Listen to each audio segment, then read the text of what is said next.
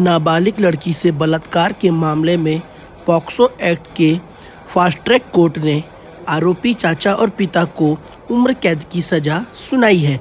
दरअसल ये पूरा मामला 2020 का है, जहां सरगुजा जिले के रहने वाले सगे पिता और चाचा ने अपने नाबालिग बच्ची के साथ बलात्कार की घटना को अंजाम दिया था, जिसके बाद इसकी शिकायत थाने में दर्ज कराई गई थी और पुलिस ने दोनों पिता और चाचा को गिरफ्तार कर न्यायालय में पेश किया था। वहीं आज न्यायालय ने दोनों आरोपी के खिलाफ अपराध सही पाए जाने पर ऐतिहासिक फैसला सुनाते हुए दोनों को उम्र कैद की सज़ा सुनाई है।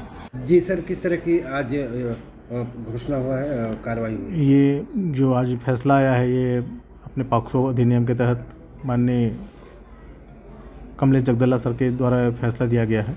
इसमें जो फैसला आया है, ये घटना जो है 2020 की है, जुलाई 2020 में। इसमें जो सबसे महत्वपूर्ण बात जो आया है, जो ये समाज में एक जो कहा जाए कि इस तरह के जो अपराध हो रहे हैं, इस पर अगर देखा जाए तो जो एक पिता के द्वारा अपनी पुत्री के साथ और एक बड़े पिता जो अपने भतीजी के साथ, उन्होंने दोनों ने मिलकर पीड़िता के साथ बलात्कार किया। 11 वर्षीय पीड़िता थी, जिसके साथ घटना हुई। पीड़िता ने आके न्यायालय में सभी संपूर्ण तथ्यों को बताया और साथ ही इसमें जो न्यायालय के द्वारा जो फाइंडिंग आया है, इसमें ये आया है कि पीड़िता चूँकि 11 वर्ष से कम उम्र की थी और पीड़िता के साथ जिस तरह से घटना कारित किया गया, उस घटना कारित होने से जो समाज में जो प्रतिकूल प्रभाव पड़ते हैं, उसको देखते हुए ये जो सज़ा दी गई है, शेष जीवन काल तक, आजीवन कारावास को शेष जीवन काल तक के लिए दोनों को सज़ा दी गई और साथ ही 50,000 रुपये के अर्थदंड से भी दंडित किया गया।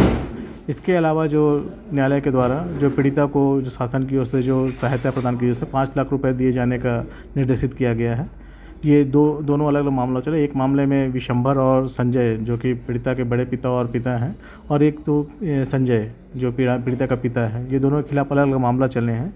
और इसमें उन्हें जो पीड़िता ने बताने का प्रयास किया अपने बड़े पिता के द्वारा जो घटना कारित की गई थी, तो उसके पिता के द्वारा भी दोबारा उसके साथ बलात्कार किया गया। एक उसका मामला चला और फिर अलग से उसने एक बार और उसके साथ बलात्कार किया, उसमें मामला चला।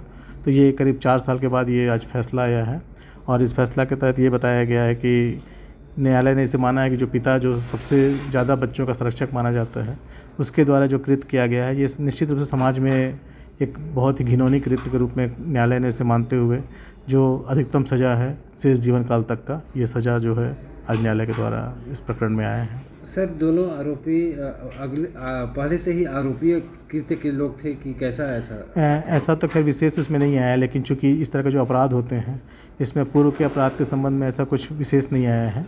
और सबसे जो महत्वपूर्ण बात है कि उनकी मानसिकता देखिए, जो अपने बेटी के साथ ऐसा कर रहा हो, निश्चित रूप से उसकी जो मानसिकता होगी कैसी होगी, ये समाज में बताने की आवश्यकता नहीं है। ऐसे व्यक्तियों को अगर समाज में छोड़ा जाए तो निश्चित रूप से एक गलत मैसेज जाएगा। इसके लिए माननीय न्यायालय द्वारा जो निर्णय आया है, ये निश्चित रूप से ही बहुत ही कहा जाए बहुत अच्छा निर्णय से कहा जाएगा कि शेष जीवन काल तक, जब तक ये जीवित रहेंगे तब तक ये कैद रहें, जेल में रहें। तो इसमें समाज में एक अच्छा मैसेज जाएगा इससे। इस घटना में लगभग 4 साल लग गए। तो इसमें जो प्रक्रियाएं होती हैं, प्रक्रियाओं के तहत बीच में कोरोना काल भी था, इस कारण से भी जो लेट हुआ और गवाहों को आने में जो चूँकि विवेचक जो होते हैं, विवेचक वगैरह भी कई ट्रांसफ़र हो जाते हैं। अभी जैसे यहाँ से लोगों का ट्रांसफ़र हो जाता है सुकमा और बस्तर वगैरह, वहाँ से आने में गवाहों को आने में थोड़ा सा समय लगा, लेकिन इस समय तक लगातार वो जेल में ही रहे जब से गिरफ्तार हुए हैं उसमें से।